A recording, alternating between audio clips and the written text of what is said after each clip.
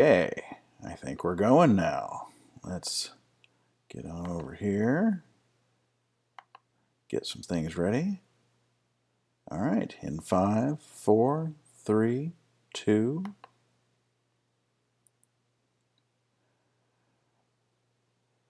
Hi, everybody. This is Patrick Carney. Welcome to episode number 2 of the PJK Live Tuesday show. And if you're looking at me live now, it's Thursday, and I get it. The show did not go on Tuesday. Things happened. I'm in the middle of launching some games for one of my clients, who's a number of state lotteries. We're doing second chance games. I'll actually show you the game in a little bit, but right now it's just me. I'm holding it down. I'm on location here in Atlanta, or at least at my sister's place in Atlanta, holding it down with my co-star Cooper. Say what's up, Cooper. Yeah, you got that right. So yeah, we're doing this right off the laptop. But like I said, I set this up so that we could do it from anywhere. Unfortunately, just not at any time. I couldn't get one out the door on Tuesday, but here we are on Thursday, and wanted to talk about this week's blog article. Was a follow-up to the ROI of experience, the ROI of wisdom in this case. The ROI of failure was the earlier article I wrote. See, there's a link to it right there, ROI of failure. This particular one is called the ROI of wisdom. And what I wanted to bring up on this is because there's a lot of companies that don't quite know the difference, or at least they don't seem to value the difference. And this is really important between experience and wisdom. And what I wanted to do is kind of spell that out. Because when you're looking at job descriptions and things like that for different companies, and they have every one of them has a section where they just rattle off, here's required experience, and it's bullet point, bullet point, bullet point. And I even have some of them down here in the article. And it's like, okay, so that's kind of just like a checklist, right? I could just check all those off. I've done this, I've done that, I've got this, I know that program, I've been there, I've done that. But so what, right? There's a difference between having had an experience and having learned from an experience enough to that you can use that to be better the next time, or bring a team along and say, hey, we've already been over that pothole. I know exactly where the pothole is, and I'm going to move forward, and we're going to do something better and have a more predictable result. And that's really where I wanted to kind of get into, in particular, saying the ROI of wisdom is confidence. Now think of it this way: everyone that flies a lot has had the experience of missing a flight, right? Oh man, I got there too late, I missed the flight, or what have you. Those that have wisdom are those that don't panic because they just know what to do instinctively. Okay, we missed this flight, I already know what to do coming up next. Other people with experience may say, I know now what to do to never miss a flight again, right? And that's another way of going about it.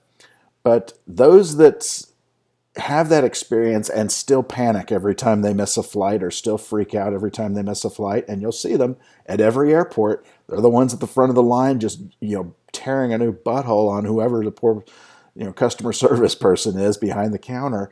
These are people that don't really apply wisdom from their experiences. You can tell it's either their first time flying, or if they fly a lot, they haven't quite learned a lot from doing this.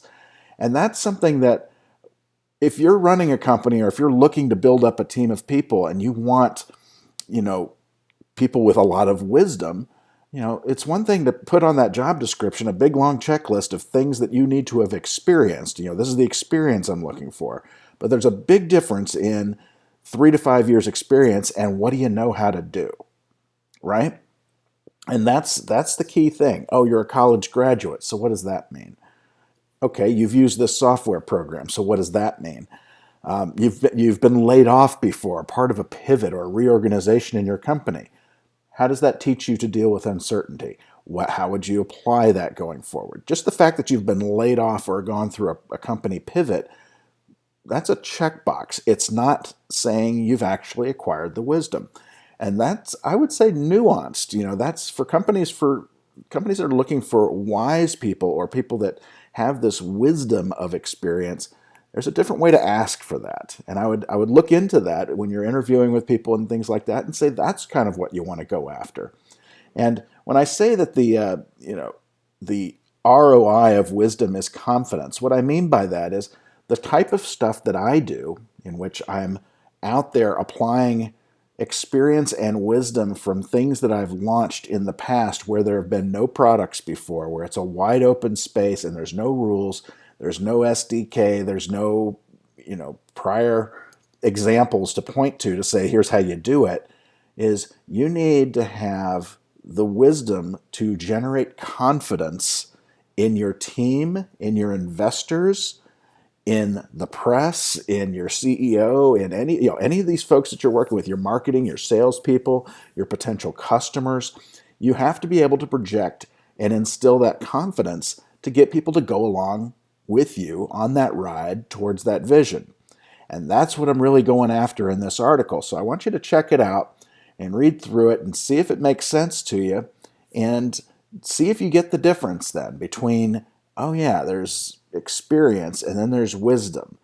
And that's the key thing. And someone with a lot of experiences that didn't learn a lot from it or did not gain the wisdom is not going to be able to bring that confidence to the rest of the team, to your CFO, to your investors, to those types of people to say, yes, I believe in your vision because I understand where you've come from. And now I know that and I have that confidence to say, yep, I'm going to fund that. And I have confidence that you're going to hit that mark, 80% or greater, something like that. Someone that just has a bunch of experience tacked on, but does not convey that confidence, you might not get your funding. You might get your funding pulled. You might get half the resources you want, whatever it is. So be thinking about that. And, look for people that have the wisdom. Look for, especially if you're working in innovation and emerging technologies and things like that, look for people that can instill that confidence in you, in your team, in your investors, and everybody else that's connected to it. And I think you'll go far. So check out this article. It's not that long. It's only, that long. Leave a comment here on YouTube, whatever you want to do. And I'd be happy to answer any questions you might have on it. Hope you enjoyed this episode. Again, sorry it was a Tuesday. We went to a Thursday. What are you going to do? Here's the game I was working on. I promised you I'd show. There it is. It's called Holiday Bonus. If you go to ks.milestoneentertainment.com/holiday bonus, then you can play this game for fun. And it's a game where you spin the wheel and you get prizes and things like that. Here, I'll do a couple of spins to give you an idea. Now, you won't win anything on this because we're playing it for fun. If you happen to live in Kansas, then you can go and buy one of these lottery tickets and win entries into a sweepstakes. But that's kind of how it works. You spin the wheel, you open the boxes, and you fill up the coins there, and you get to a prize level, and you pick a prize. Okay, so that's it for me. Again, read the article, ROI of Wisdom. I'll see you next week, hopefully on Tuesday, and we'll talk to you then. Take care, and bye-bye. Let me get logged off here, and I'll show you my behind-the-scenes bit here, and there we go. See you next week.